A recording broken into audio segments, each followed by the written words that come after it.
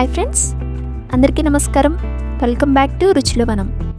ఈరోజు మన ఛానల్లో ఇన్స్టెంట్గా చేసుకునే ఇడ్లీ పిండి పునుగులు ఎలా చేయాలో చూపించబోతున్నానండి.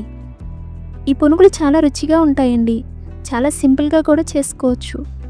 మనం ఎక్కువగా ఇడ్లీ పిండితో ఇడ్లీని కానీ రొట్టెను కానీ వేసుకుంటూ ఉంటాం కదా, కానీ ఇలా ఒకసారి పునుగులు కూడా ట్రై చేయండి.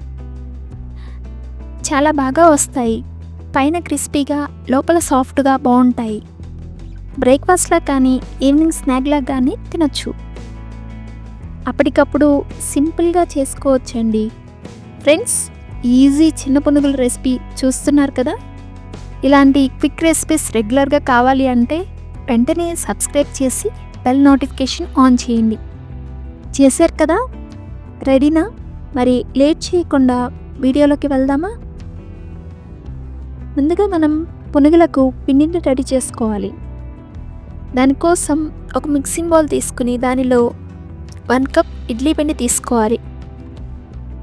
ఇప్పుడు దానిలో 1/2 కప్ బియ్యం పిండి వేసుకుని 1/2 టీ స్పూన్ జీలకర్ర, సన్నగా కట్ చేసుకున్న ఉల్లిపాయ ముక్కలు 1/2 కప్పు వేసుకుని కొద్దిగా కరివేపాకు, 1/2 టీ స్పూన్ బేకింగ్ సోడా, రుచికి సరిపడినంత సాల్ట్, ఇలా ఇవన్నీ వేసుకుని బాగా కలుపుకోవాలి.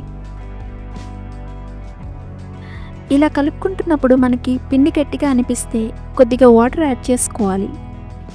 మనకి ఎప్పుడైనా ఇడ్లీ పిండి ఎక్కువగా ఉన్నప్పుడు కానీ మిగిలిపోయినప్పుడు కానీ ఇలా ట్రై చేయొచ్చు. ఇలా బాగా కలుపుకున్నాం కదా, పిండి ఈ విధంగా ఉండాలి.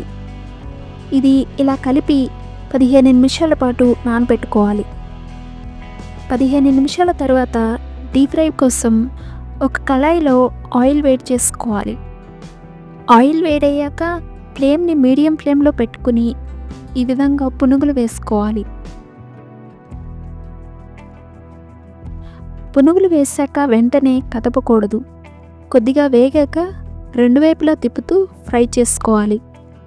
ఇలా మంచి గోల్డెన్ కలర్ వచ్చాక తీసి ఒక ప్లేట్లోకి వేసుకోవాలి. ఇదే విధంగా మిగిలిన పిండిని కూడా పునుగుల్లాగా వేసుకోవాలి. ఎప్పుడైనా ఇలా ఇడ్లీ పిండి ఉన్నా దోశ పిండి ఉన్నా అప్పటికప్పుడు సింపుల్గా వేసుకోవచ్చు. ఇవి కూడా ఇలా ఫ్రై అయ్యాయి కదా, వాటిని కూడా ప్లేట్లోకి తీసుకోవాలి. అంతేనండి, మన పునుగులు రెడీ. ఇప్పుడు సర్వింగ్ ప్లేట్లోకి తీసుకుని కొబ్బరి చట్నీ, టమాటో చట్నీతో సర్వ్ చేసుకోవడమే. మీ ఇంట్లో ఏ చట్నీ ఉంటే ఆ చట్నీతో సర్వ్ చేసుకోండి.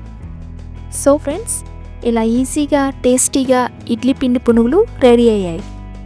ఈవినింగ్ స్నాక్గా చాలా పర్ఫెక్ట్గా ఉంటుంది. మీ ఇంట్లో కూడా ట్రై చేయండి. మీ ఫ్యామిలీతో ఎంజాయ్ చేయండి. వీడియో నచ్చితే లైక్ చేయండి. కమెంట్లో ఎలా అనిపించిందో షేర్ చేయండి. ఇంకా ఇలాంటి సింపుల్ హోమ్ రెసిపీస్ కోసం రుచుల వనం ఛానల్ని సబ్స్క్రైబ్ చేయడం మర్చిపోకండి. మళ్ళీ కలుద్దాం నెక్స్ట్ టేస్టీ రెసిపీతో.